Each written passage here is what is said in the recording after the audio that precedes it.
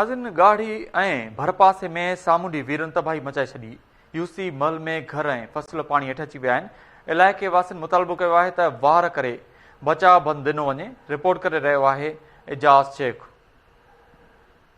जी नाज़रीन, हिन वक़्तु असां ज़िले ठट्टे जे साइली पट्टी वारे इलाइक़े ॻाढ़ो शहर में मौजूदु आहियूं, जिते यूनियन काउंसिल महल में सामूंडी वीरनि तबाही मचाए छॾी।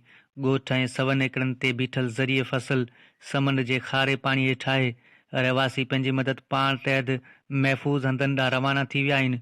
ॻोठ मोहम्मद अली शोलाणी, सिद्दीक़ शोलाणी, मोहम्मद माछी, अमीन जत, जुमन शोलाणी समेत केतिरा ई ॻोठ मुतासिर थिया आहिनि। घारे खे 5 ॾींहं गुज़रण बावजूदि अञा ताईं संदन ज़िले इंतिज़ामिया तोड़े चूंडियल नुमाइंदनि सार न लधी। वधीक ॻोठाणा ॿुधाइनि था, असांजो हेॾो नुक़सान गरीब माण्हुनि जो थियो आहे। अपील करियूं था, असां मदद करियो। तव्हां ॾिसी रहियो ॻोठ सभु पाणी जे लिपटे, छो जो 5 ॾींहं खां वठी ही सामूंडी वीरूं जेके चढ़ियूं उन्हनि राति जो 3 बजे जेके बंदि आहिनि उस धमाके सां टुटी विया आहियूं। उन खां पोइ जेको माण्हू ग़रीब माण्हू पंहिंजा बच्चा कढी के केॾांहुं हलिया विया आहिनि। तव्हां साम्हूं ॾिसो पिया, हे जेके बि घर आहिनि घर ख़ाली लॻा पिया आहिनि। माण्हू पंहिंजा घर छॾे मिड़ई पंहिंजो जेको सो बच्चा गढी जेको सो राति जो भॻान, उन्हनि जो अञा ॾस पतो कोन्हे को किथे रहियो पिया, को किथे रहियो पिया।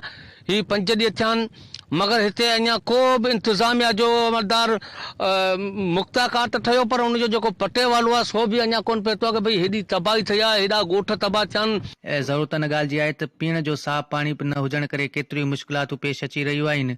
पर अफ़सोस घारे खे 5 ॾींहं गुज़रण बावजूदि अञा ताईं ज़िले इंतिज़ामिया तोड़े चूंडियल नुमाइंदा न आहिनि पिए था। हिननि वस वारनि खां मदद जी अपील कई आहे। कैमरा टीम सां गॾु एजाज़ अहमद शेख, KTN न्यूज़, मीरपुर साकरो।